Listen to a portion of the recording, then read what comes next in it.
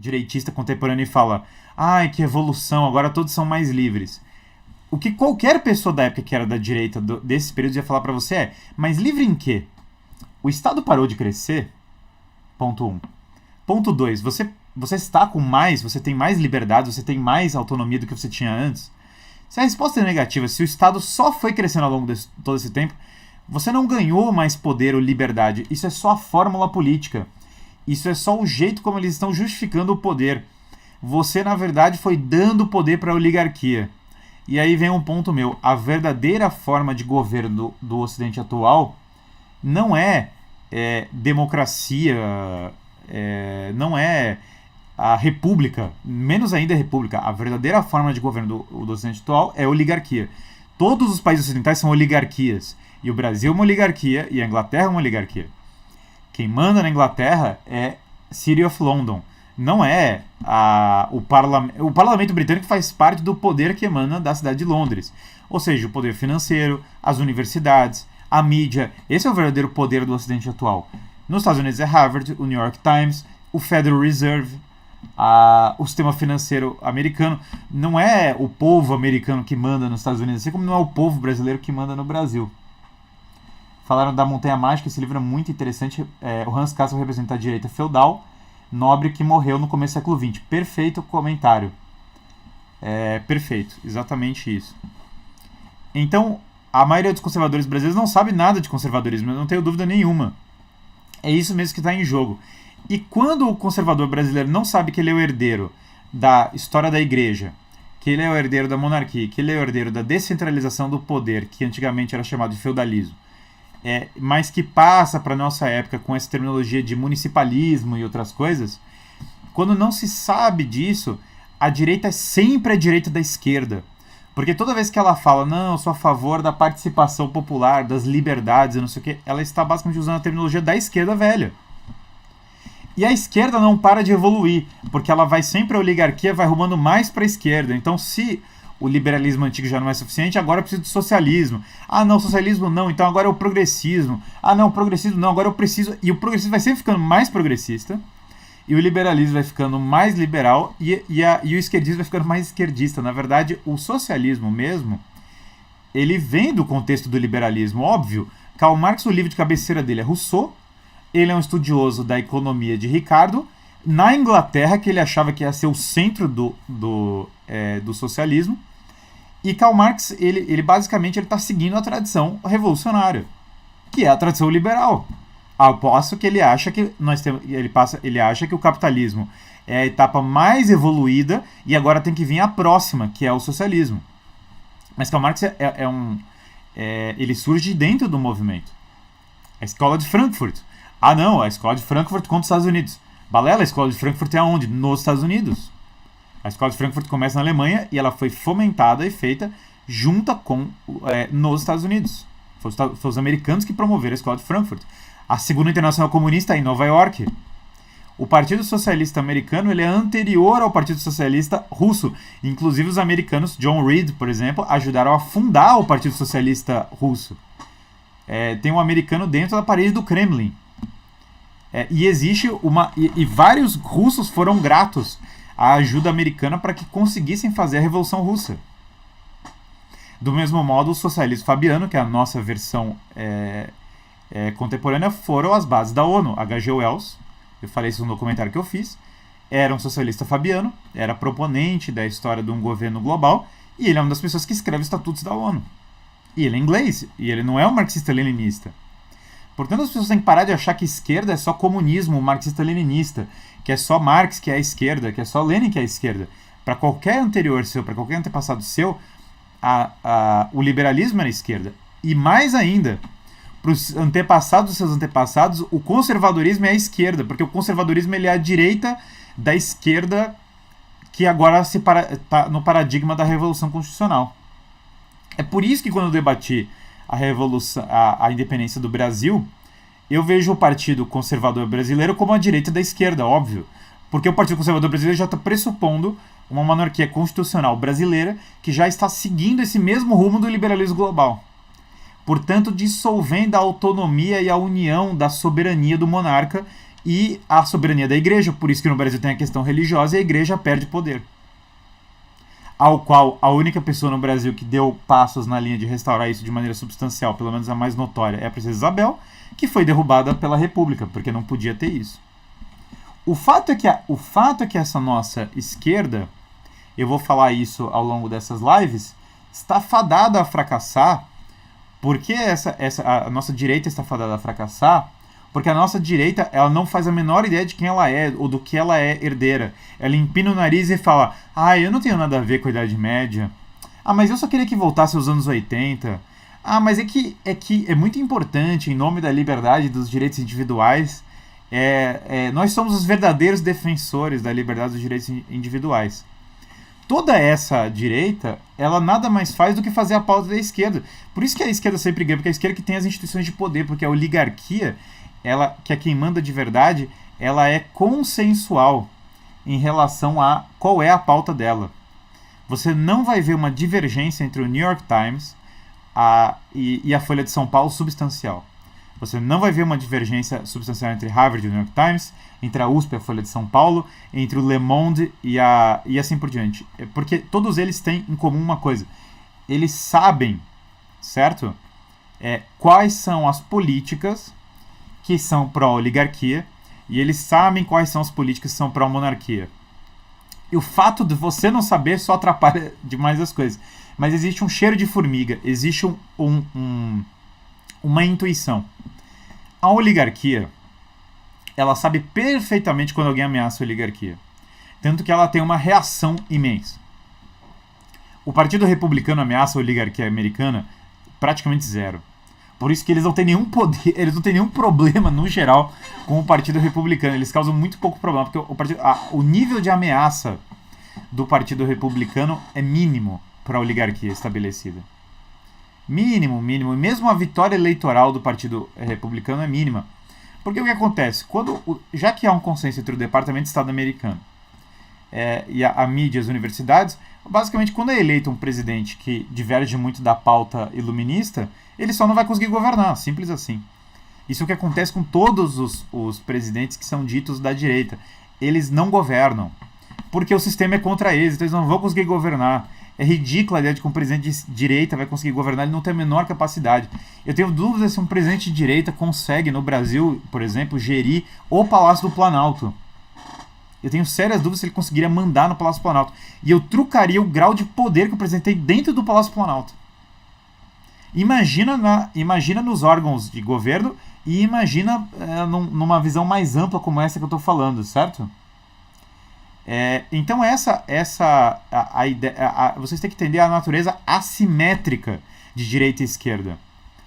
Se a esquerda é quem representa a oligarquia, como eu estou falando, que está no poder no Ocidente, a esquerda sempre ganha porque é a esquerda que está no poder, ponto. E na verdade, quando é eleito alguém da direita, ele não está tomando poder, ele está só exercendo um cargo dentro de um paradigma da esquerda. Para piorar, existe um outro ponto que é um ponto mais tradicional sobre o que é direita e esquerda. Visivelmente, a esquerda, e aí é uma coisa da nossa oligarquia iluminista, ela tem uma visão muito definida. A lei natural é o que nós percebemos pela razão e que está na natureza das coisas, que direciona os homens para o bem comum, portanto para a linha da moral e para o bem eterno, e para a linha, portanto, daquilo que é a tradição religiosa. A lei moral, ela basicamente é a grande inimiga daquilo que é a pauta da esquerda. Por que eu falo isso? Porque não tem nenhum avanço da esquerda que não seja na linha de mais permissão moral.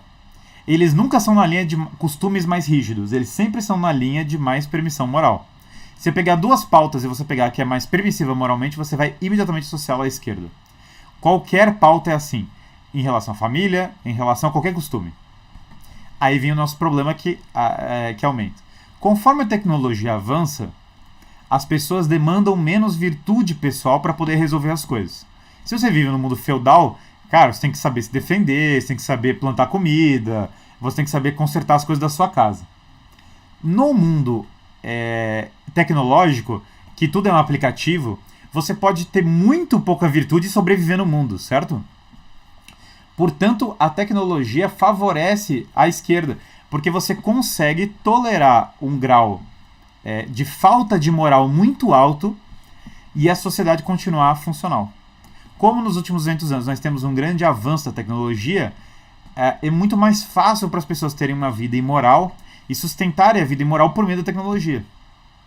Portanto, o avanço, e por isso que países de primeiro mundo também sofrem tanto com essa coisa do progressismo, porque na verdade ele já tem um avanço tecnológico que permite a eles, e uma qualidade de vida, que permite a eles basicamente, que fundamentalmente permite a eles sobreviver com a piora da moral. E na medida em que as pessoas vão perdendo moral, certo?